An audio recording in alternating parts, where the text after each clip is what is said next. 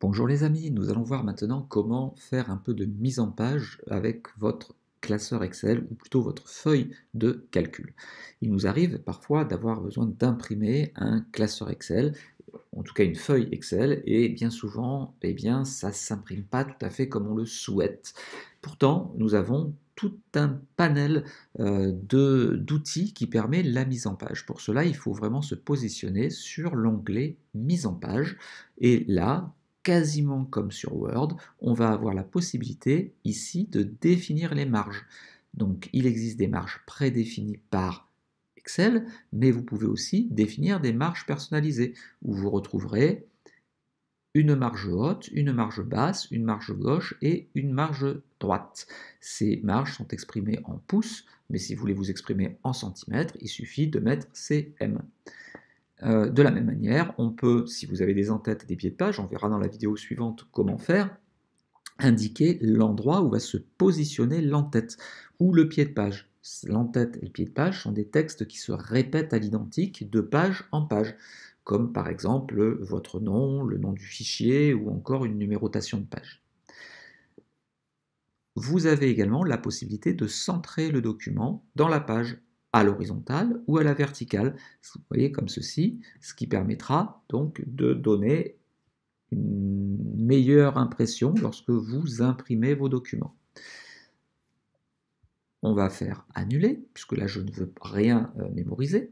À côté, vous avez l'orientation. L'orientation va vous permettre d'indiquer si votre page, vous voulez l'imprimer en mode portrait, c'est-à-dire dans ce sens-là, ou en mode paysage, c'est-à-dire dans ce sens-là. Mon tableau ici étant plus large que haut, j'aurais plutôt tendance à l'imprimer en mode paysage. Si je veux avoir un aperçu, eh bien, il suffit d'aller dans Fichier, Imprimer, et en faisant fichier imprimé, voilà ici, eh bien vous aurez la possibilité d'avoir un aperçu de votre document. Vous voyez là, j'avais enlevé le centrage horizontal et vertical. Donc si je le remets, juste pour vous montrer ce que cela donne, eh bien je retourne dans mise en page, je refais une marge, marge personnalisée, et là je vais centrer horizontalement et verticalement. OK, je retourne dans fichier imprimé, je lance pas l'impression, bien sûr, hein, c'est juste pour avoir un aperçu. Et vous voyez que mon tableau, il apparaît bien au milieu. Donc c'est quand même plus présentable.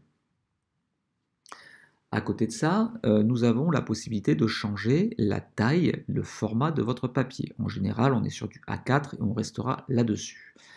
La zone d'impression va vous permettre de n'imprimer qu'une partie de votre feuille. Par exemple, là j'ai une petite maison qui me permettait de revenir à la page d'accueil.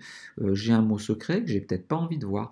Donc ma zone d'impression, c'est juste mon tableau. Ce que je veux imprimer, c'est juste mon tableau. Donc je vais sélectionner le tableau, zone d'impression définir, et maintenant quand je fais fichier imprimer, eh bien vous voyez que la petite maison et le petit carré mot secret a disparu. Je n'imprime que la partie que j'ai sélectionnée.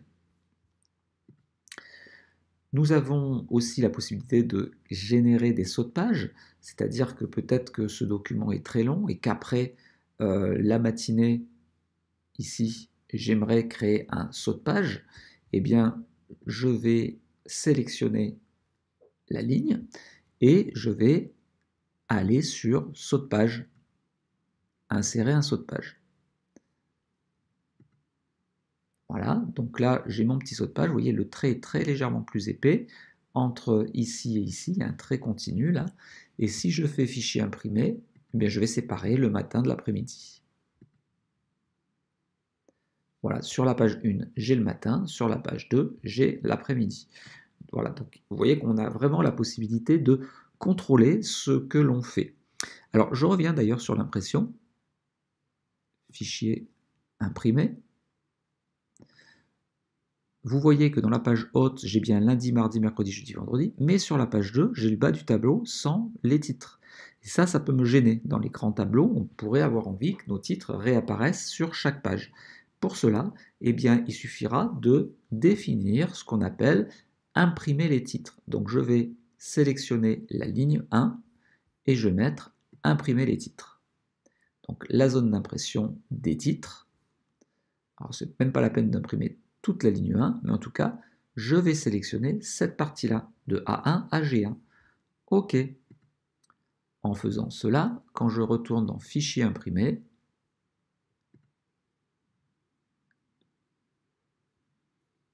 eh bien, j'imprime mes titres. Alors là, j'avais sélectionné, c'est pour ça. Fichier imprimé.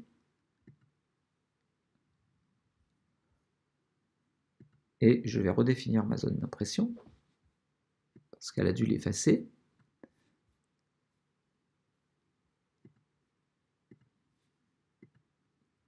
Voilà. Et on refait Fichier imprimé.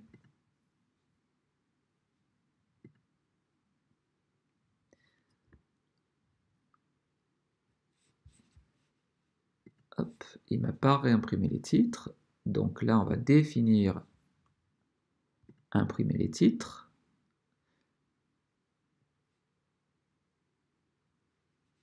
Ligne à répéter en haut. Alors, c'est ça. En fait, c'est parce que je n'ai pas sélectionné les bonnes choses. C'est juste ça. Colonne à répéter à gauche, mais ça, j'en ai pas besoin puisque je n'ai qu'une page en largeur. Et ma zone d'impression, elle est ici. Donc je vais effacer. Ma zone d'impression, c'est tout ce que je veux imprimer, c'est-à-dire tout ça. On va remettre OK. Et maintenant, quand je fais Fichier imprimer, eh bien, je me retrouve, vous voyez, avec les titres ici et avec les titres ici. Et j'ai imprimé juste ce que j'avais besoin d'imprimer, c'est-à-dire que je ne vois pas la petite maison et je ne vois pas le mot secret. Je passe très rapidement sur la possibilité de mettre un arrière-plan. C'est pas très joli, hein, ça permet de mettre une image en arrière-plan. On pourrait mettre un fond de couleur, sinon, si l'image n'est pas assez grande, eh bien, elle est répétée à l'infini. Donc je vais faire quelque chose d'horrible, je vais mettre le logo d'Amu, insérer, et vous voyez, il y a le logo d'Amu qui apparaît en arrière-plan et qui est répété à l'infini. Bon, vous pouvez le faire si ça vous plaît, mais en général, on préfère l'éviter. Ça peut se faire pour effectivement des tonalités, des fonds de couleurs un peu pastel, ça peut passer, mais sinon évitez, ça risque plus de vous embêter qu'autre chose. Si vous voulez accéder à l'ensemble des paramètres de mise en page, vous avez sur Mac mise en page, je me souviens plus sur PC il y est également, où là on retrouve l'ensemble des onglets que l'on a déjà expliqué, donc je ne reviens pas vraiment dessus. Pour la partie en tête-pied de page, je reviendrai dessus un petit peu plus tard, donc je n'en parle pas tout de suite. Voilà, j'espère que cette vidéo vous a plu. Si c'est le cas, n'oubliez pas de la liker, pensez à vous abonner également, et puis à placer en zone de commentaires des petites choses supplémentaires sur lesquelles je serai passé trop vite, ainsi je pourrai les rajouter dans les prochaines versions de mes vidéos.